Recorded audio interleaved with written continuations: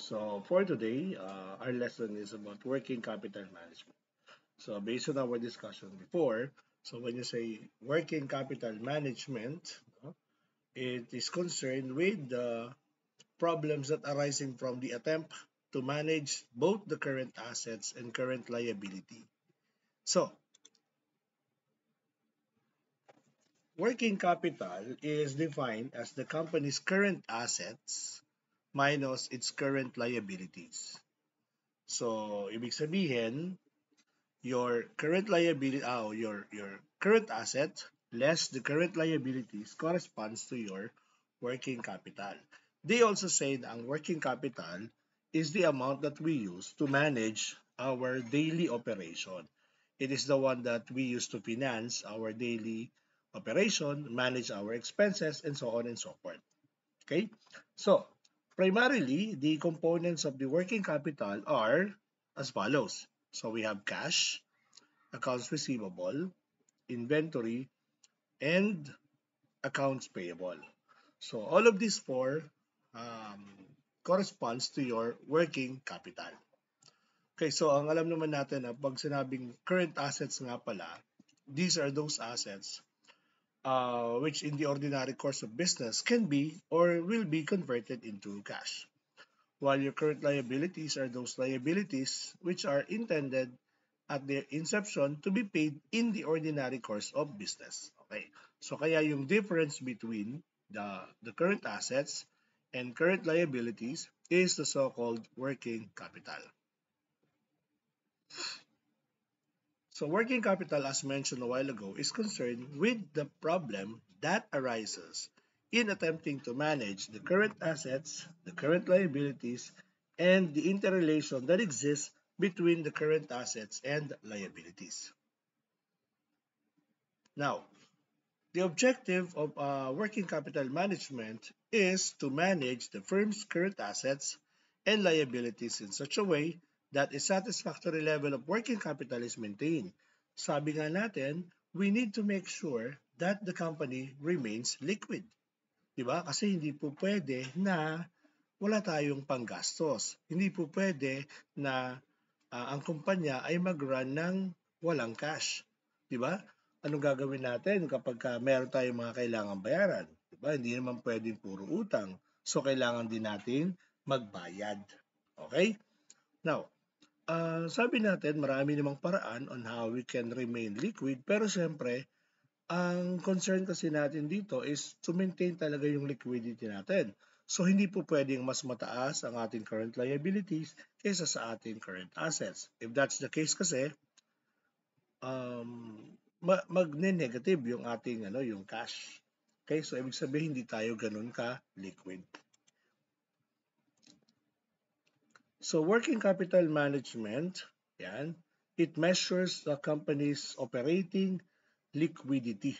So it gives insights on how company has been performing. Ibig sabihin, if the company is performing well, ibig sabihin, meron pa tayong tira, no? Doon sa ating working capital. So, kaya working capital management ensures that the company remains liquid. Now, this also tackles the duties and responsibilities of the treasury staff in running the particular assets, such as cash and receivables. And of course, the companies in keeping the entities working into achieving its goals, mission, and vision. So, technically speaking, working capital management really makes the company liquid. Ibig sabihin lang nito, kailangan talaga natin to. Kailangan talagang bigyan ng emphasis ang working capital management. Now, yan.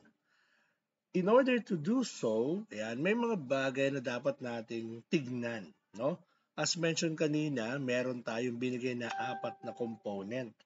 And one of it is yung cash. Okay? Cash and its cash equivalent. Now, ano ba itong cash management?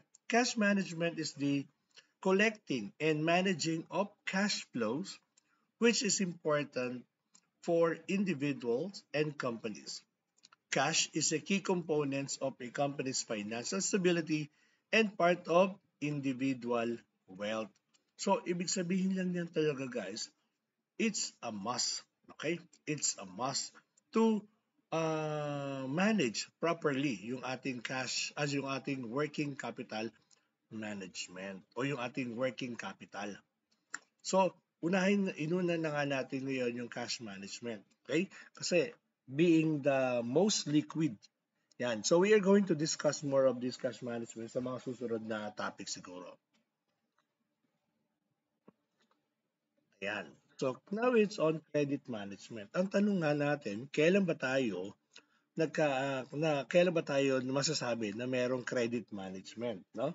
So, sabi nga, there are no receivables unless a company elects to extend credit to its customers through a credit policy. Ano ibig sabihin? Walang credit management kung hindi tayo magpapautang. Okay? Kaya lang ang tanong nga, bakit nga ba nagpapautang? 'Di ba? So may mga dahilan ng company kung bakit nagpapautang sa kanilang mga kliyente. Okay? Una, siyempre, because probably they want to establish good rapport or they want to establish relationships, 'di ba? Yung mga ganon. So, since hindi naman talaga maiiwasan na mag-extend ng credit, okay? Hindi talaga maiiwasan mag-extend ng credit sa ating mga kliyente, siguro, pinakamaganda na lang nun, manage natin. So, proper credit management is the key to the amount of funds that the company must invest in its accounts receivable. Ngayon, sabi nga, it can also be managed through a credit policy. Yan. So, in credit management, we follow these two credit policy. The loose credit policy and the tight credit policy. So, loose credit policy is common in companies having certain mix of characteristics. So, for example daw, they may have high product margins such as in the software industry and so have little to lose if a customer's default on payment. Ibig sabihin, kahit na medyo ma-default or medyo ma-delayed ang pagbabayad, okay lang. So ano ba na normally ang ginagawa natin sa loose credit policy? So from the term itself, loose, ibig sabihin magiging maluwag tayo. So ito yung policy, no, na medyo magiging maluwag tayo sa mga pautang. Na halimbawa nga, kung ang utang niya payable in 30 days, no? Pwede natin siya i-extend. Gawin natin na, sige, instead of 30 days, 45 days. Now, pwede naman ito kung yung extension na 15 days, tulad sa example ko, hindi makakasama sa iyo. Ang ibig ko sabihin is that kahit na ma-extend ng 15 days yung collection, hindi makakasama sa operation mo. Ibig sabihin, hindi mangyayari na mauubusan ka ng cash. So dapat, sufficient pa din yung cash mo kahit na i-extend mo yung collection ng 15 days. So yun ang loose credit policy. Now, katulad din yan halos nung policy na pinapatupad ng Bangko Sentral, no? Yung ano naman yun, yung loose money policy naman. Yan. So yung loose money policy naman, ginagamit naman ito, may kinalaman to sa money supply. Yon. So, katulad niyan, kung halimbawa nakikita ng Bangko Sentral na ang pera na nasa market ay kokonti, so walang masyadong gumagalaw. Ang ginagawa ng Bangko Sentral bababaan naman nila yung kanilang interest rate sa mga pautang. Para nang sa ganun, maka-encourage sila ng mas maraming mangungutang. So in that way, mula sa kanila, pupunta sa mga borrower, tapos iikot sa market. So parang ganun. So ibig sabihin, nagiging maluwag din sila kasi nagbaba sila ng interest rate. Yan. Si tight credit policy naman, sabi, common in the reverse circumstances, product margins are small or the industry is an old one with little room to gain market share. So, in a recessionary environment, may require firm to restrict credit policy. So talagang literal, tight. Okay? Talagang medyo maghihigpit. Bakit? Kasi they cannot afford to extend. Yan, halimbawa. Sa tulad ng halimbawa ko kanina, 30 days, no? 30 days. So, sa tight credit, they will stick to 30 days. Hindi sila mag-extend ng additional 15 days para sa pagbabayad. Kasi nga, kailangan din nila. Kailangan din nila makakolekta. Okay? So, probably medyo baka tight din kasi sila sa cash, kaya kaya hindi na sila mag-extend na ganon. Okay? So, probably magiging strict pa nga sila when it comes to extending credit. Yan. So, any change, no? Any change in a company's credit policy can have a profound effect on the fundings. Okay? On the funding requirements that a treasurer must deal with. Kasi nga, kung sakaling maglo-lose credit, kailangang hanapan ni treasurer ng pang pondo yung sa ah, added 15 days. Yan. Sa tight credit policy naman, kung magluluwag, ganun din.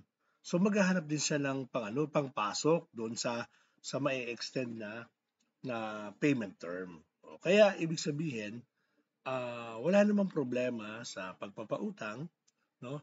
It's just that kailangan lang natin siyang i-manage.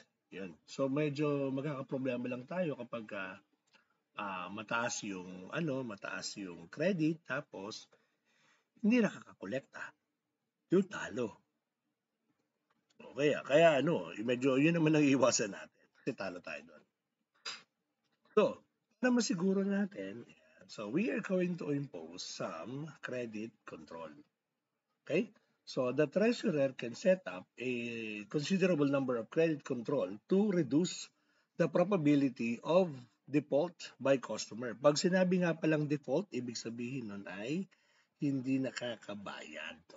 So, para maiwasan natin yung mga scenario na hindi sila makakabayad, pwede daw natin itong i-implement.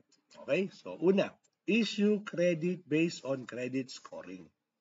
Ngayon, ibig sabihin, kung ang credit scoring nung mangungutang o nung kliyenteng mangungutang at maganda naman ang credit rating niya, ayan, pwede natin pautangin ng medyo maganda rin, medyo malaki-laki. Kasi bakit? Maganda naman yung credit rating niya. Ibig sabihin, nagbabayad siya. Pangalawa, alter payment terms. So, if a customer requests an inordinate amount of credit, it may be possible to alter the payment terms to accommodate the customer while still reducing the level of credit risk. Example, half of a sale can be made with 15 days payment terms, then the remaining order to be shipped upon receipt of payment for the first half of the order.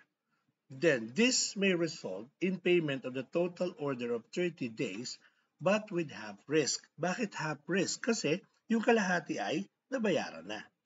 So parang ganito, kung pautangin natin siya, diba? Pautangin natin siya, halimbawa, ang inuutang niyang amount, amounting to, halimbawa na lang, 20,000. Okay? 20,000 worth of product. Ang ibigay lang daw muna natin ay yung 10,000. Tapos, yung 10,000 na yun, payable within 15 days.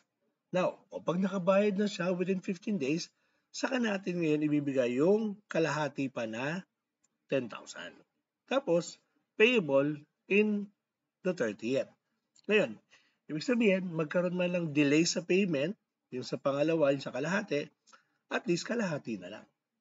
Di ba? So, kahit pa paano ay may nabayaran na siya. 50% nabayaran na. Okay, so pinoproblema na lang natin yung another 50%. Now, the third one is offer financing by a third party. So, if the Treasury Department is willing to extend credit, then perhaps a third party is willing to do so. So, this can be a leasing company or perhaps even a distributor. So, anong ibig mo sabihin? Not necessarily tayo ang magpapautang. Pwedeng third party. Okay? Parang katulad nito. Ayan, marami ngayon yan. Kunwari, si Home Credit. Yan. So instead na yung, halimbawa, Abenson, di ba? Instead na si Abenson na mag-extend ng credit sa client niya, ang ginagawa ni Abenson, kumukuha na lang siya ng third party. So, yun nga yung si Home Credit. So, lalabas, yung client ay magkakautang kay Home Credit, tapos ako naman, bayad na ako. Bayad na ako ni Home Credit. Si Home Credit na ang bahala mangolekta. Total, siya naman ang tutubo. Yan. So, ganun naman yung offer financing by a third party. Next, required guarantees. So this one, a variety of possible payment guarantees that can be extracted from a customer, such as personal guarantee by an owner, or a guarantee by a corporate parent, or a letter of credit from the bank. At least, may nag-guarantee na siya ay magbabayad. O, para hindi naman masyadong delikado for us. Diba? So, yun naman yun. Next, perfect a security interest in goods sold. Now, it may be possible, no, to create a security agreement with a customer in which the goods being sold are listed with the company then files in the jurisdiction where the goods reside. So this gives the company a senior position ahead of general creditor in the event of default by the customer. Na ano? Na mauuna tayo sa mga babayaran kapag siya ay na-default. Oo, yun ang ano doon. Siyempre, doon na tayo sa medyo makakalamang kung baga. Ayan. Next is obtain credit insurance. So credit insurance is a guarantee by a third party against non-payment of a customer. So it can be used for both domestic and international receivables. The cost of credit insurance can exceed 0.5% of the invoice amount. So with higher costs, a riskier customers and substantially lower rate for customers who are considered to be in excellent financial condition. So, in case lang naman na medyo doubtful, oo, kaya mag-obtain tayo ng credit insurance. The last one is require a credit re-examination upon an initiating event. So the treasury staff should review customer credit at regular interval to see if they still deserve existing credit limit. Kasi baka mamaya, medyo nade-default na pala siya. 'Di ba? Hindi mo pa alam na medyo nagkakaproblema na pala siya kasi dati naman hindi. Kaya lang mayroon ng mga nagbago. So that's why we need to have a consistent, no, re-examining of the credit standing para sigurado lang tayo. Kasi mahirap na baka mamaya mabulaga tayo, napautang na natin ulit medyo nagiging default na pala siya. Okay? So, ito naman ang mga credit control that we can use to ensure that the credit are properly managed.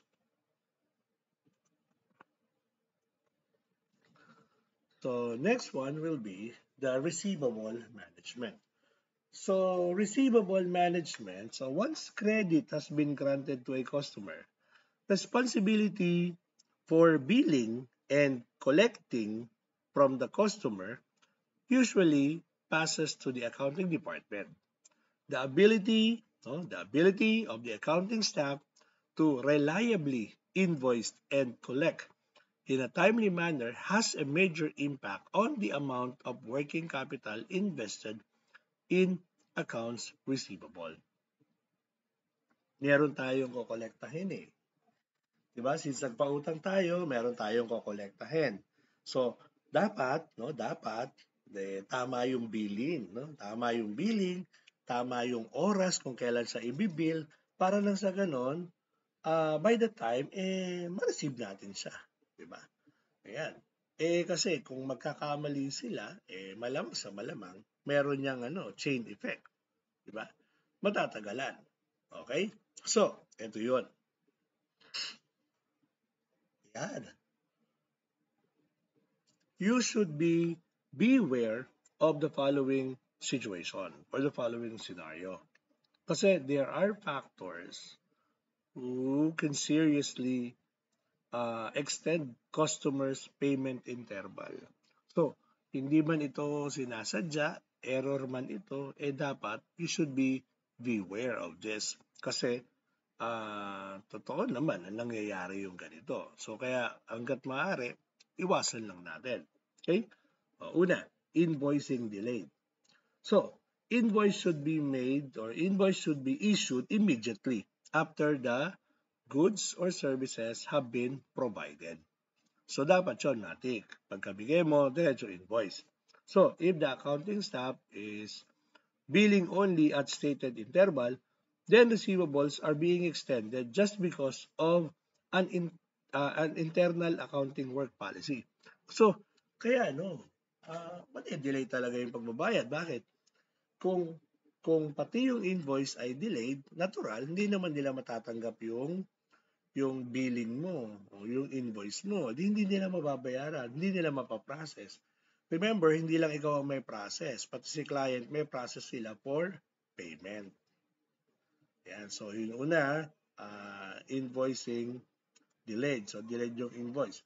Pangalawa, syempre error, invoice error.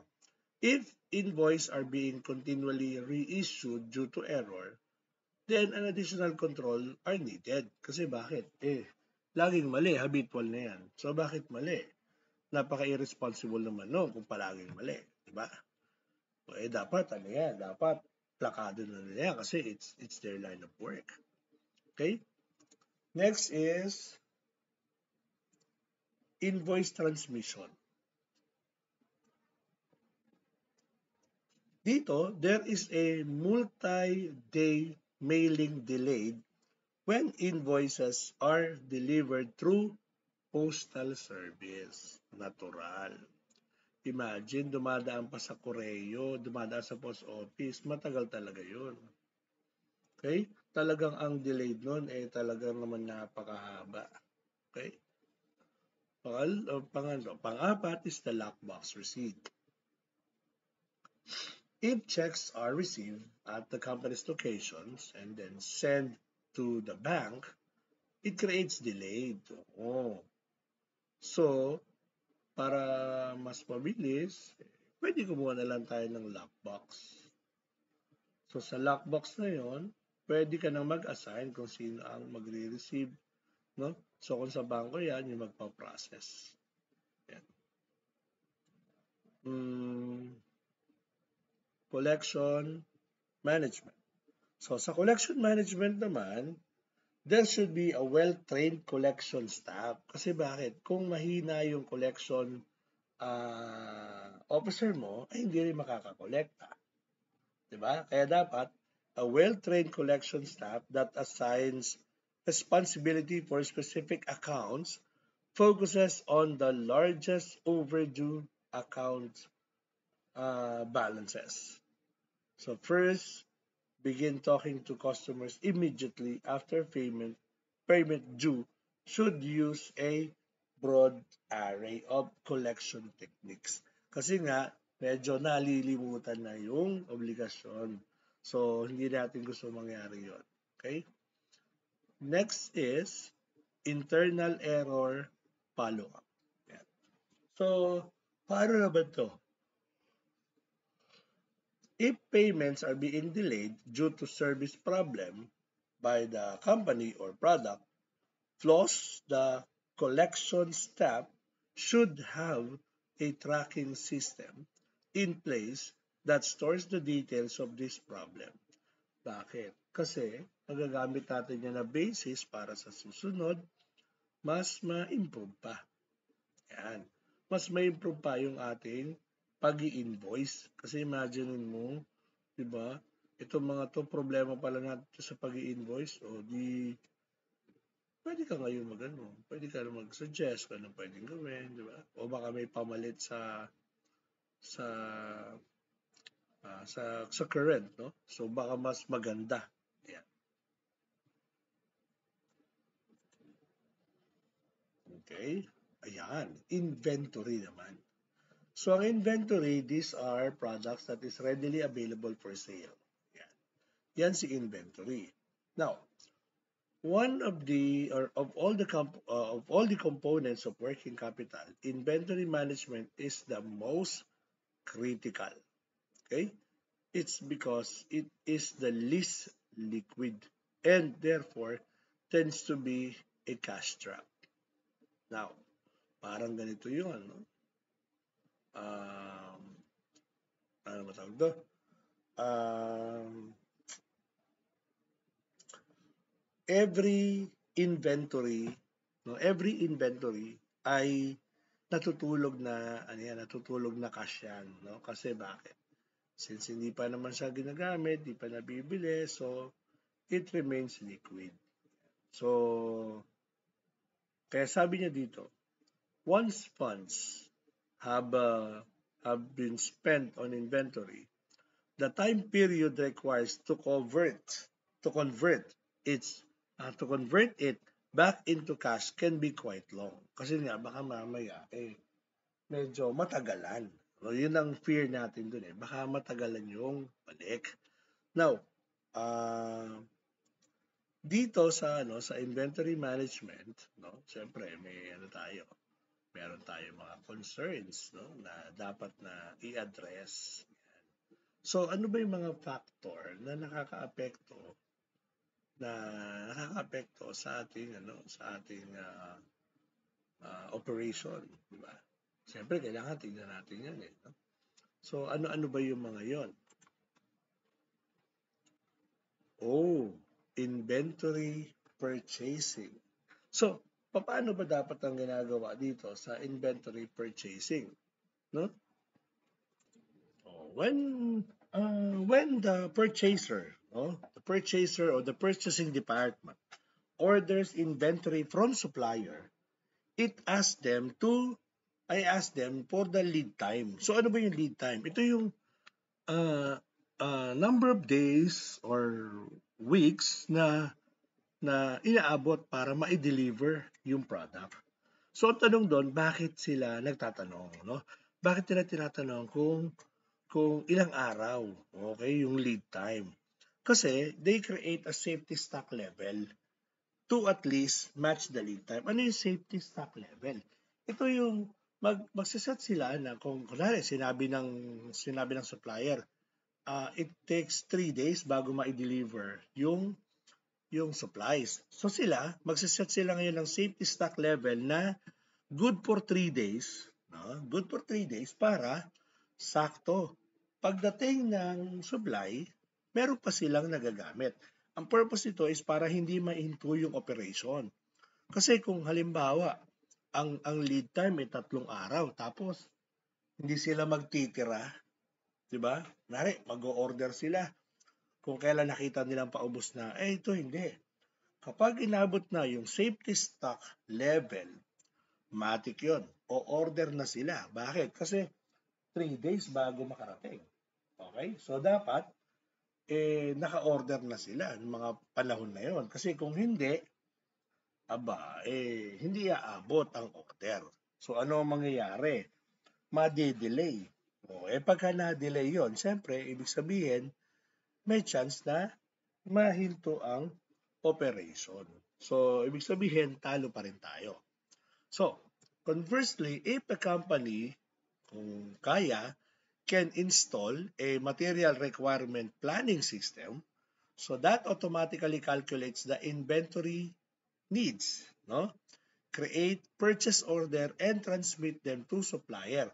So, iyon ay magiging automatic na. That is kung, yun nga, ano sabi lang, that is kung kaya mag-install. So, parang ganito. Lalabas, hindi mo na kailangang sabihin, no, hindi mo na kailangan tandaan pa yung safety stock level na yan. Kasi magiging automatic na yon. Pag na-reach yung safety stock level, automatic, magpapasa na ng order, no? Magpapasa ng order sa supplier yung system. Oo, so may system eh. So, ibig sabihin, automatically na. Kaya lang, yun kung kaya. Okay? Kung kaya, kung may budget. Pero siyempre, kung wala namang budget, hindi ibig sabihin, mano-mano tayo ulit. pwede naman, mano-mano na lang muna kung wala pa talagang pambili ng sistema. Okay?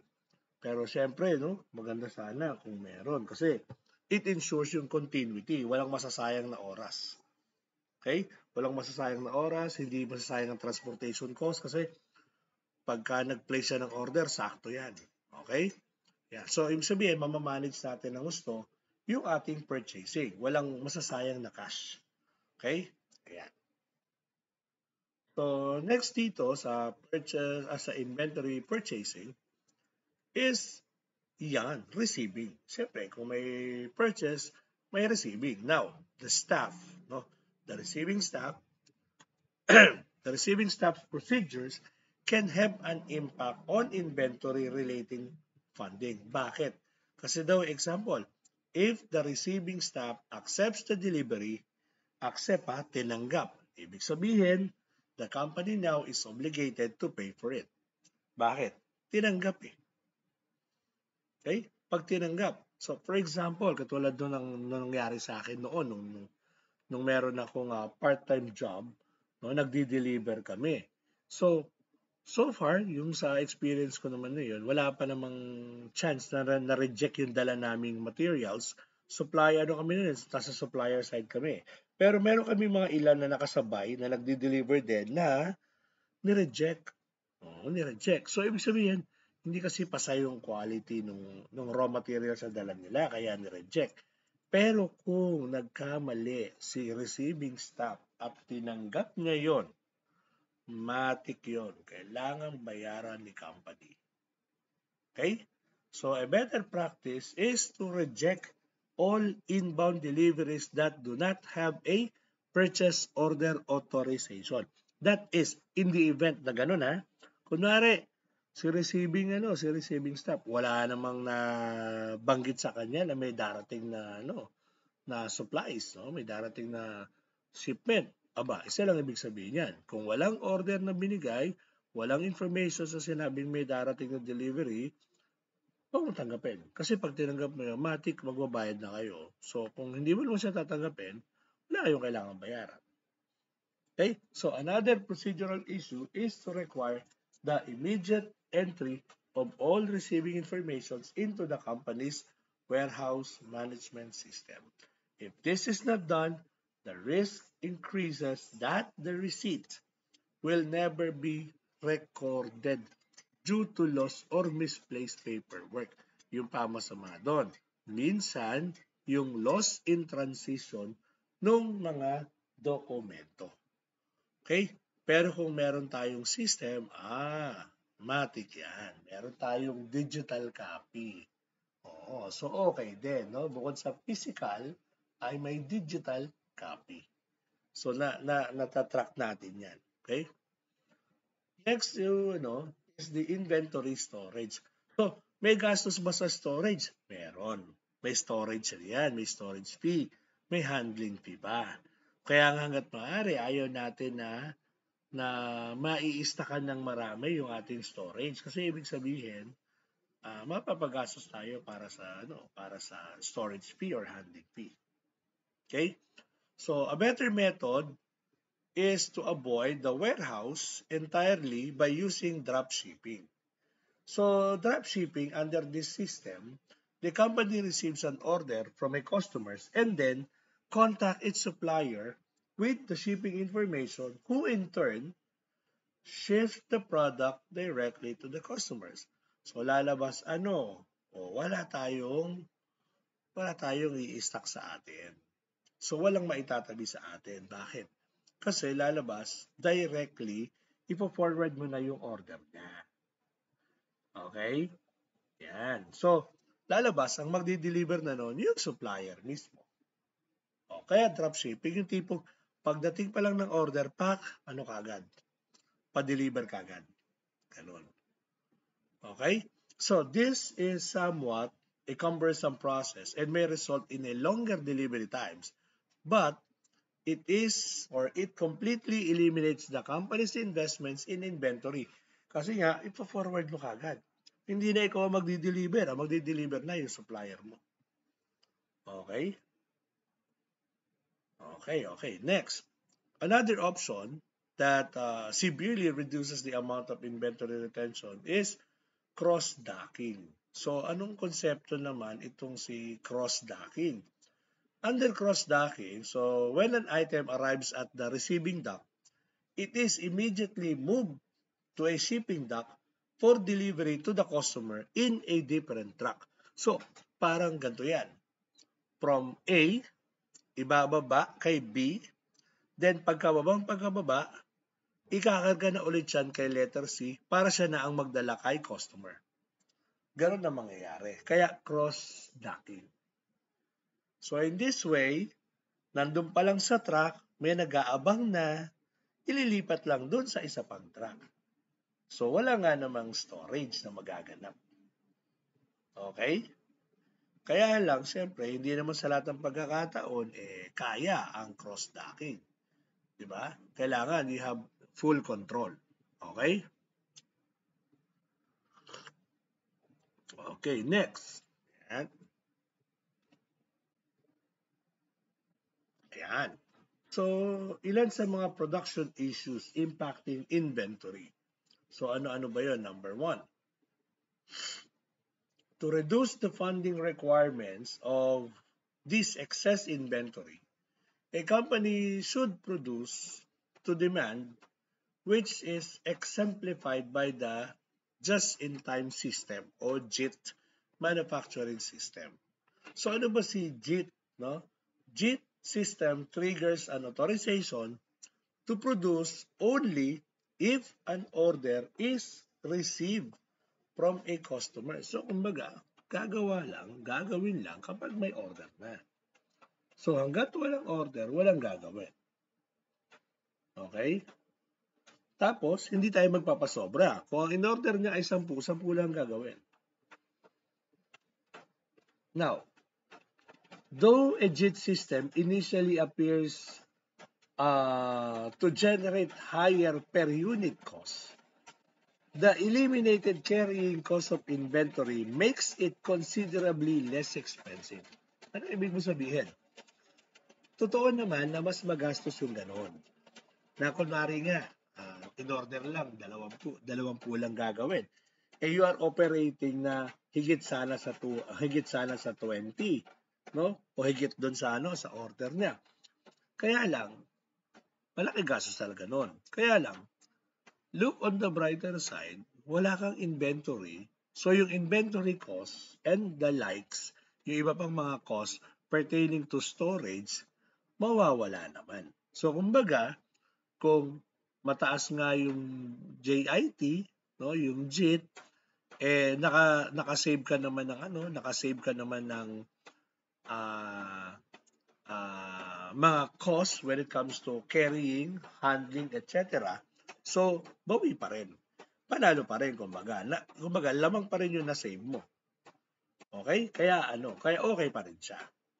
Another is to avoid volume-based incentive pay system. Okay? So, anong ibig mo sabihin naman by that? There are some companies who pay their employees more if they produce more. So, not only does this result extremely high level of inventory, but this pay system tends to yield lower quality goods. O bakit? Nagmamadali diba? Nagmamadali So, employees favor higher volume over higher quality. So, ano ang mangyayari? Yung output is of less quality. So, a reasonable alternative is an incentive to exactly meet the production plan. So, like if the production plan is derived from a JIT system, then employees are producing only to match existing customer order. Okay, so wala nang bonus, wala nang munang ganon. So kasi kailangan natin ay ma-maintain din yung good quality. So kapag kasi piece rate, no? Kumbaga base sa kung ilan nagawa mo, ang tendency mag-suffer nga yung quality. Next is a related issue is the use of complex high capacity machinery. Like industrial engineers enjoy these machines because they feature an impressively high throughput rates. However, they are also required immense production volume in order to justify their initial and ongoing maintenance cost. Paano nga kung hindi naman ganun kataas ang ating production? Di ibig sabihin, hindi rin masusulit yung gastos. Di ba? Hindi rin masusulit yung gastos. So, talo rin. Di ba? Now, sabi nga, instead, the treasurer should favor the acquisition of a smaller, simpler machines having lower maintenance cost. Bakit? Kasi maliit nga lang. Kumbaga guys, ah ang order mo halos parang pangbahay lang, pero ang binili mo industrial grade. So, hindi kumbaga, hindi akma, hindi sulit, yan. So, ibig sabihin, malaki yung nailabas natin, ang laki ng expenses, tapos yung na-generate niya ay konti lang. So, hindi rin siya okay. Next is bill of materials. Ang bill of materials ay record, no? Records of materials used to construct a product. Now, there is a need for a periodic audit of all bills. So, kasama yung bill of materials, where the reviewer compares each bill to disassembled product will reveal such error. Teka, bakit sa bill of materials ganito kataas? Yun. Siyempre, mako-question yun. Okay, kaya nga may bill of materials para madali nating ma-justify kung tama ba yung ginastos o hindi. Baka naman sobrang mahal, tapos maliit lang yung pinaka-output, diba? Kumbaga, hindi sulit.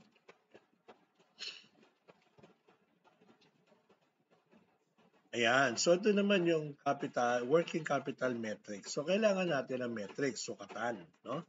So, isa nga dyan ay yung si average receivable collection period. So this one measures the average number of days that accounts receivables are outstanding. So this format is particularly useful when it is compared to the standard number of days of credit granted to customer. So, halimbawa, ang standard natin ay 30. Yan. So, with this metrics, mako-compute natin yung number of days na nakakakolekta tayo on the average.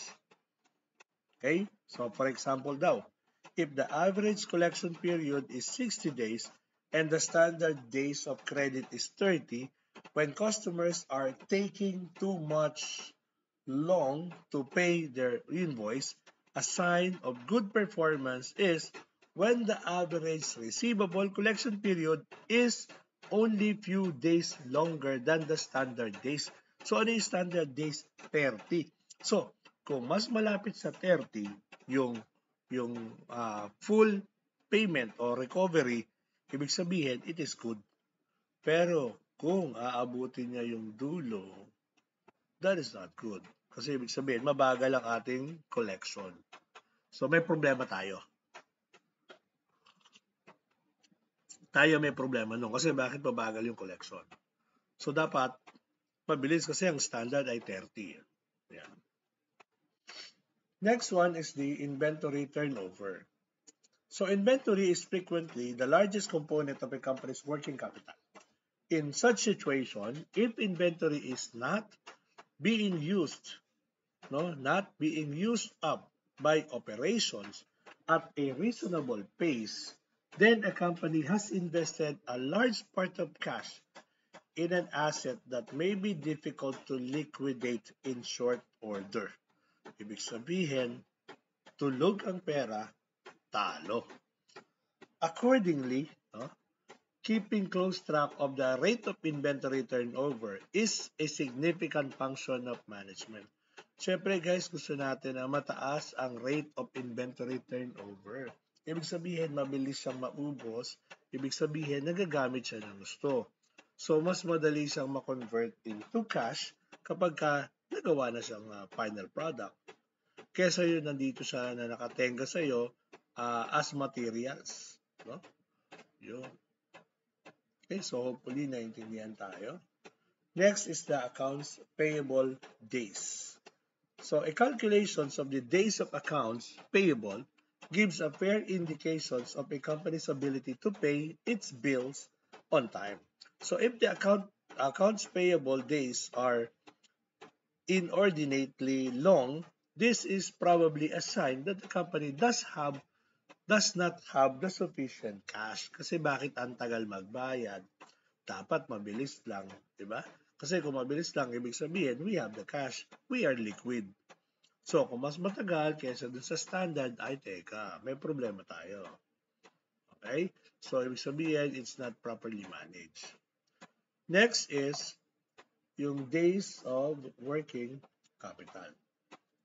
So here, a company can use a very large amount of working capital to generate a small volume of sales, which represents a poor use of assets. Okay? The inefficiency or the inefficient assets use can lie in any part of working capital, like excessive quantities of accounts receivable or inventory in relation to sales. The days of working capital measures when tracked on a trend line is a good indicator of changes in the efficient use of working capital. A low number of days of working capital indicates a highly efficient use of working capital. Okay? Kasi ibig sabihin, properly managed siya. Ibig sabihin, yung cash natin is managed properly. Mm-hmm. Tapos, na re-replenish din agad yung ating cash. So, yun ang yun naman ang mga sukatan. So, these are the 4 metrics. Okay, the 4 metrics na may consider natin for our working capital whether we are doing good or not. Okay? Ayan. So, that will be all for tonight. Thank you very much and hopefully naintindihan nyo, no? Ayan, sakto lang yan sa wala pang 15 minutes, 50 minutes. Okay? So, I'll see you guys and thank you very much and good night.